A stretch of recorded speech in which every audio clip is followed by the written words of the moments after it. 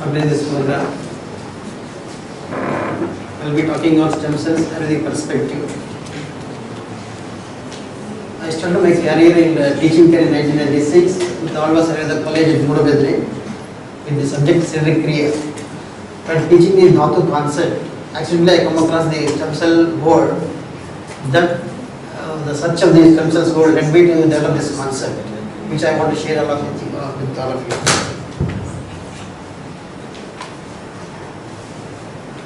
So brief refresh of the subjects. Dhatu Shiva is composed of dosha dhatu malas. I am not going details. Dhatu refers to structural and tissue component. We confuse with even the nourishment part also. Ayurveda have only saptadhatus, whereas modern anatomy given several types of dhatus.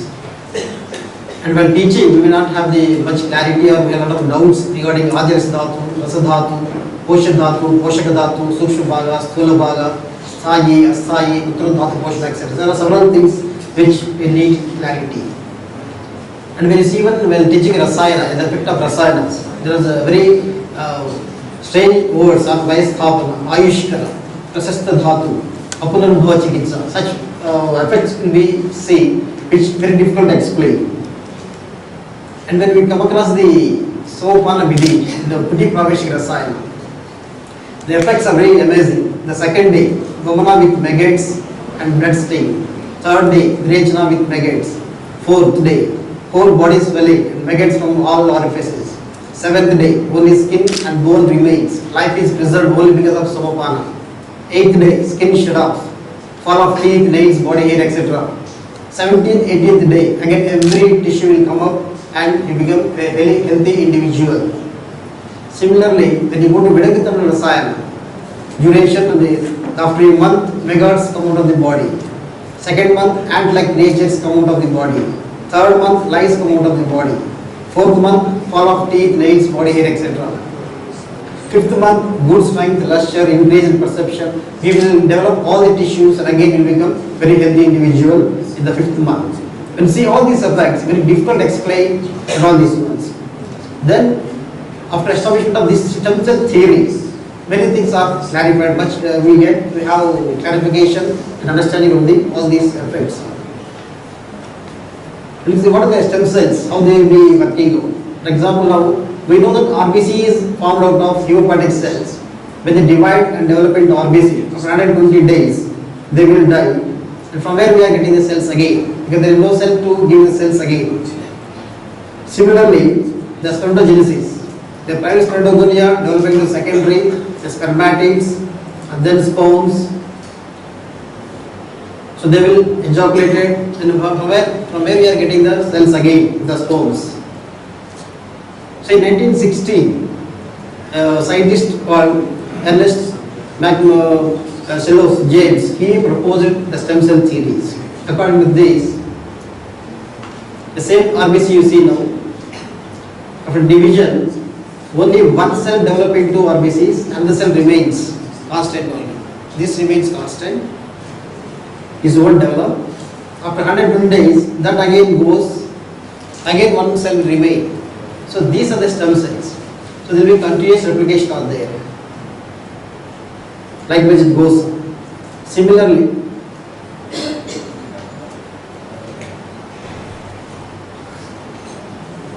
in the spermatogenesis similarly, just watch video there. The primary spermatogonia divides into two. This will remain same only, it won't develop further. Only the one cell will divide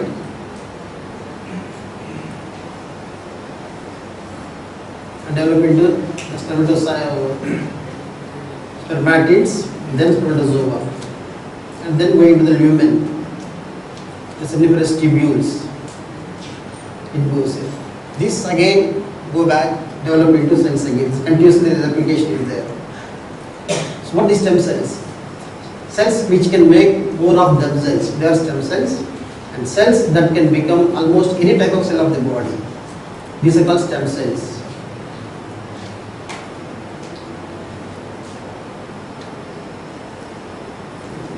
We is not working. The stem cells differ from other kind of cells in three ways. One is they are capable of dividing and renewing themselves for long periods. They are going on dividing and producing. They are unspecialized. That means RBC. It have a function of carrying oxygen. Muscle cell. It have muscle contraction, cardiac, etc. Nerve cell. It have nerve conduction. Likewise, these cells don't have any specific function except replication. But they can divide, give rise to specialized cells. They can divide and develop into specialized cells, but they are not specialized cells. Just like here, these are stem cell. It can give again stem cell for renewal, again differentiate to the any other functional cell, maybe nerve cell or muscle cell or cardiac cell, etc. Any cell it can develop into a functional cell. These are classified on the basis of one is source, that is embryonic and adult cells, and by potency, that means how many types of cells they can divide into, they can develop into. Totipotent, pluripotent, multipotent, oligopotent, unipotent. These are the classification of the cells, the stem cells. In the embryonic stem cells, in the embryo, all are uniform. These are totipotent. These cells can transform into or become any type of cell of the body or single viable fetus at this stage. Adult stem cells from fetus to baby throughout the life, they are there in the adults, they are there adult life, throughout the life. Embryonic cells come from a 5 to 6 day embryo. They have ability to form virtually any type of cell of the human body. Whereas adult stem cells are undifferentiated cells which can also develop into any type of cell, which up to birth they are there. So in adults they are located in some areas which are the stem cells are located. Few areas. The totipotent cells, they are capable of developing into any type of cell of the body. And pluripotent cells also can develop except placenta. They can't develop into placenta, but any other type of cell of the body they can develop. And multipotent cells, they can become more many groups, but not all type of cell of the body. For example, a blood cell, maybe RBC, WBC or lymphoid cells, any cell of the concerned to the blood, they can develop into cells, multipotent. And oligopotent, they can develop into one small group of cells. For example, a lymphoid cell developing into B lymphocyte, T lymphocytes, plasma cells, etc., but not into RBC or WBC. And unipotent, they develop into only one type of cell, maybe skin cells or the sperms or a nerve cell. Only one type of cell they can develop into.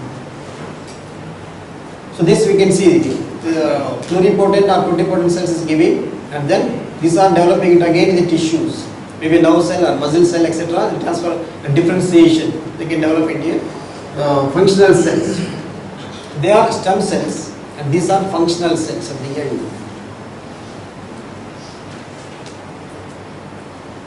So when you come to this one, so we can differentiate graphically.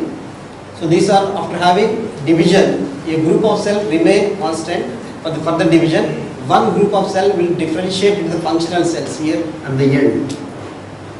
And a small portion transform into another tissue, another cells. Again they form into a group of cells, they constant, and one more group will divide into differentiate into functional cells. Likewise this goes on.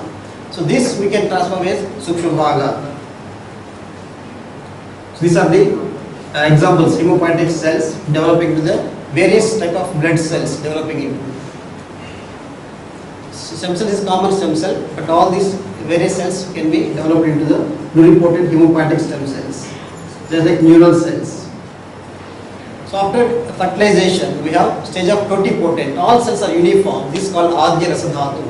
This can develop into any type of cell of the body, Adya Rasa Dhatu. Whereas here, a totipotent cells undergoing, one is transformation to another tissue, maybe Rakta Rasa or Rakta Dhatu. Another one, differentiation to the functional cells. So Adya Rasa Dhatu is nourishing almost all types of cells of the body. Use dhatus, different dhatus use. So here I am showing after fertilized stem cells of Mamsa Dhatu. That means here from the Rakta they transform to Mamsa Dhatu, and then from Mamsa Dhatu basic stem cells a group will be differentiating into the various type of Asthayi Mamsa Dhatu, Asthayi, because these cells will number or quantity may increase or decrease depending on the usage and diet and etc. This number may differentiate. Whereas a Sukshma Bhaga will transform into the next Dhatu, Mamsa, Meda, etc.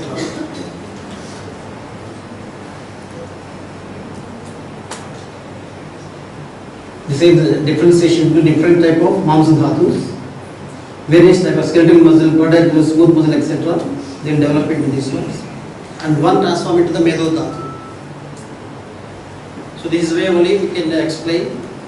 This is thigh dhatu, and then his differentiation to functional cells, and sukshma bhaga to utrota dhatu poshana. Likewise, all here asthai dhatu, functional cells of every tissue, dhatus we can have. The Mams dhatu, Uttarata dhatu poshanas. Here, Adhyaras dhatu and Rasa both, it can give nourishment. They have capacity to give nourishment to all dhatus, any type of these tissues. Rasa can support or nourish Sapta dhatus. Whereas from Rakta onwards, only one tissue. Rakta to Mamsa, Mamsa to Meda, Meda to Asti, etc. Only one type of disease there. And again, reverse is not forming here. So Viloma development is not there. Viloma. So this way, this is the only called as even the Srotas, the Parinam Abadhimanam Dhatuna, the tissues under development. This is called one Srotas, each one, from basic stem cell to the development of structural and functional cells.